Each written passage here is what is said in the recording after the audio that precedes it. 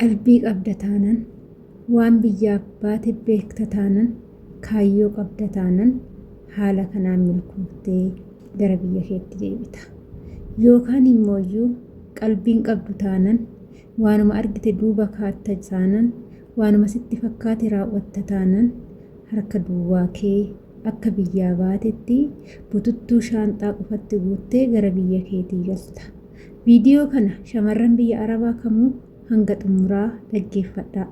Isin fayyada waan ta'eef. Egaa shama harka fuunee kabajamtootaaf daawwattoota hordoftoota keenya anis obboleettiin keessan Waaqayyoof galannaa ga'uu nagaa fayyaa kootidha. Isinis akka nagaa fayyaa naaf taatan Waaqayyoorraa abdii guddaan qaba. Egaa namni kamiyyuu taananii biyya ofii kan gadhiisee biyya ormaatitti dhufee mana gandaatitti galee shaqqaalaa kaddaamaa jedhamee uffata isaa malli keessa seenee maqaa isaa malli baatee kan mana namaa jirtu hundi keetu jechuudha. Gaafa jalqaba biyyaa baatutti kaayyoo qabdaa, abjuu qabdaa, waan manaa baate beektaa, maaltu akka manaa si baase beektaa jechuudha. Jireenya kamuu keessatti taananii biyya ormaatitti waggaa 2 hojjedhu, 3 hojjedhu, haga barbaadde hojjedhu. Garuu gaafa ati biyyaa baaturraan gaafa ati kotteen kee mana maatii kee ta'ee, mana jireenya bultii kee ta'ee, gaafa kotteen kee gadi ba'urraan wanti hundi isaatu akka jijjiiramu sirriitti beekuu qabda. Yoo maatii kee biraa baate gaafa waggaa 2 biyya Arabaa teessee galtetti wanti hundi bakka ati biraa baate sanatti wanti si eegu tokkollee hin jiru. Hundi isaatu bakka sanii jijjiirameeti.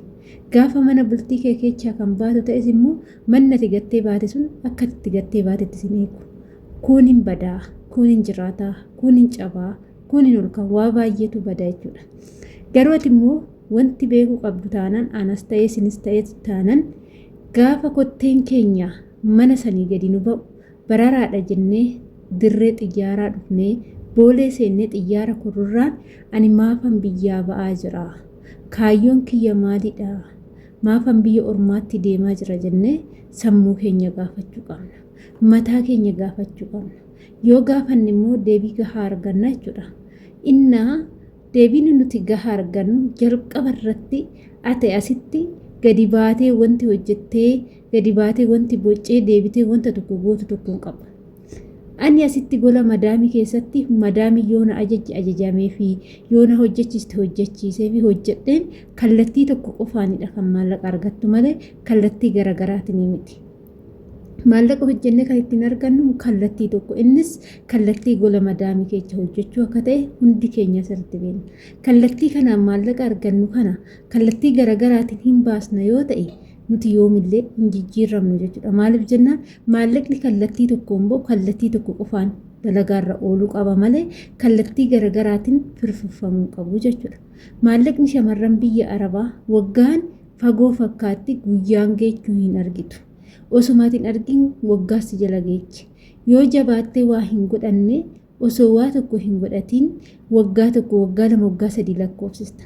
Garuu maallaqa hojjechaa jirtu san kallattii tokkoon nama tokkoon nama biyyatti si fakkaatee hojjetu tokkoon nama si fakkaatee hojjetu san isas yoo abbaa manaa kee ta'e yaada abbaa manaa keetii wanti inni achitti hojjechaa jiru jireenya keetii fi jireenya kan isaatii jechuudha. Yoommoo yoo obboleessa kee ta'e gatii dadhabbii isaa wanta siif jedheetoo xaaru kana atis isa gargaaraa akka siif hojjetu amalaan qabattee amalaan sossobattee yeroo hundummaa waan anti jettuun ishii akkasiin jedhu atis gatii dadhabbisaa gootee fi kaayyoo manaan baate kana kaayyoo manaa si baase kana dirgim gootee hojjechuudha. Jechoota namaa dhaga'uu hin qabdu. Wantoota namni siin jedhu dhaga'uu hin qabdu. Ati kan dhaga'uu qabdu nama kamuu taanaan biyya keessatti Itoophiyaa keessatti nama tokko qofa nama barbaachisa. Namni sunis yookaan abbaa manaa gaarii yookaan obboleessa gaariidha. Kan heerumte kallattii tokkoon abbaa manaa kee yoo nama gaarii ta'e yoo ala hin laalle yoo dubartii biraa olii gadi dhoofne ta'e abbaa manaa keessan amalatti toltee amalaan qabattee akka waa tokko mul'istee biyya keetti deebitu. Yoo obboleessa kee ta'e obboleessa keessan illee gorfattee kallattii tokkoon isas gargaaraa akkasiifis immoo waan ati jette kana si raawwatu gochuudha. Gizee lafa kana bittee ijaarsistu garuu maqaa gillasaabii tokkoon osoo hin taane maqaa obboleessa keetiin osoo hin taane maqaa keetiin obboleessa keetiitti wukkilinnaa qofa kennitaa jechuudha. Abbaa manaa kee yoo ta'e immoo maqaa keetii fi maqaa abbaa manaa keetiin malee dhuunfatti maqaa isaatiin waan kana hin raawwatin.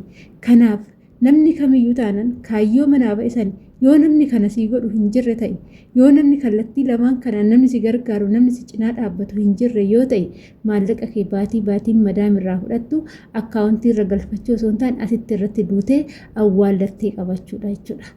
Yeroo awwaallattee yoo baankitti galchite maallaqni baankitti galu dhalli isaa parsantii xiqqeeshuudha siin fayyadu garuu kanas taa'u immoo sharafni ni dabala waan ta'eef haala jireenya biyyaa wajjin deema waan ta'eef galuuf baatiin 5 yoo si hafe gara biyyaa baatiin 2 yoo si hafe gara biyyaa ergattee kaatee galtee waan gochuu qabdu san waggaa 2 irra hin taa'in. Yoo nama lafa sii bitee mana sii ijaaru hin qabaanne ta'e waggaa 2 irra biyyaa arabaan taa'in. Waggaa 2tti galiitii maallaqa keessaniin lafa kee bitadhuuti. Kontiraata yoo taate boqonnaadhaan galiiti eeyyomaan galiiti baatii 2 biyya turiiti lafa kee maqaa keetiin bitadhuuti. Yoo nama si ijaaru argatte nama gandaallee yoo ta'e maallaqaan itti kenniiti as deebi'ee hojjetadhu jechuudha. Inna kanaafuu jechuudha shamarran biyya arabaa jirtan kaayyoo manaa baataniif yoo beektan haala amma argaa jirtan kanaan yeroo gabaabaa keessatti milkooftanii kara biyya keessanii galtu. Jireenyi Itoophiyaa jijjiiramee jira. Wanti hundi jijjiiramee jira. Har'a yeroo ammaa kanatti dhugaan siniin jedha warra biyya keessatti sirma biyyaan ba'iin gaafa waggaa 2 waggaa 3 hojjettee asii galtee mana isaanii dhadhu manni isaanii si araba hojjettee galte kana caala si saalfachiisa. Soofan mana isaan keessa jiru manni isaan kiraallee yoo ta'e meeshaan mana isaanii nama saalfachiisa jechuudha. Amma shamarran biyya arabaa darbee takka yoo taate malee kan meeshuma mana ofiitu guuttachuu dadhabdetu hedduutu jira. Kana bichaa miti kan lafa bakka takkatti hin bitanneetu jira. Kan biyya ormaatti hojjettee kan waa takka hin qabnetu jira. Mee maaliif hin jiraadha jetta biyya arabaa waggaa 3 ol hojjettee wamaa takka biyyaa hin qabdu yoo ta'e sammuun kee maaliif jettee sammuu kee waqqasuu qabda. Guyyaa sanirra maaliif ani maaf hojjedhee naman taane sidaanan hojjedha nan argadha bakka intalli ebeluu geechisan maaf hanga'uu dadhabe. Bakka hiriyyaan tiyya geessi maaf hanga'uu dadhabe jettee yeroo hunda sammuu kee gaafattee deebii argattee hojjechuudha malee waggaatti biyya arabaatitti dabaluu ashkaruma gandaa ta'uu isaanumaa hojjechuu maallaqa baatiidhaan yoo argatte firfirsuun kuni bu'aa tokko hin qabu jechuudha. Inna biyya jijjiirrachuu akkasumas mana jijjiirrachuun bu'aa tokko hin qabu. Mana si cinqu mana hojii sitti ulfaatu mana ciqicidhii qabu hojjechuudha. Yeroo san jireenyi sii gala jechuudha. Maaliif akka hojjettu maaliif akka biyyaa baatu gaafa san maallaqni gatiin maallaqaa akkamitti akka fidaa jirtu yoo beekte qabannaallee itti barta jechuudha. Kanaaf yaa shamarran keenya baay'een keessan asii galtanii baay'ee rakkachaa jirtu baay'ee kufaa jirtu yoo kuftan immoo kara garagartanii qabdanii kara deemtanii qabdanii karuma biyya arabaa kana deebi'aa jirtu. Jarri immoo kanarraa namatti ilaalinaan namarratti quufu kun akkuma argaa jirtanidha. Biyya ormaa deddeebi'uun nama hin jijjiiru yoo sammuun kee jijjiirame waa tokko hin godhatin biyya ormaa gizee 100 gizee 5 jaallee deebite sammuu kee hin jijjiirre yoo ta'e kallattii ittiin deemtu hin jijjiirre yoo ta'e haala hojii keetii akkamitti akka hojjechaa jirtu maallaqa haala baasii maallaqa haala kamiinan baasa kallattii kamiyyoon baase maallaqni sirrii dhufa akkamiin hojjedhan maallaqa biyya arabaa fayyadaarra oolfadha jettee yoo sammuu kee hin gaafanne ta'e biyya jijjiirte bu'aan sii dhufu tokkollee hin jiru. Kanaafuu biyya jijjiiruu yookaan asii galtee deebi'uu irra sammuu kee kana deebisiiti kallattii ittiin yaaddu sirreeffadhu. Gaafa san nama taata gaafa sassalphaatti ni milkooftaa. Abbaa manaa yoo ta'e abbaan manaa fi haati mana dirqama wal dhaga'uu qabu. Yoo wal dhagaan qofaadha jechuudha namni kan jijjiiramu. Innis kiyyattaa ishiinis kiyyattaa gaafa jedhame wal dhageettiin hin jiru waan ta'eef kallattii garagaraatiin qabeenyi ni mancaa jechuudha. Wanti ati xaartu kun ni mancaa.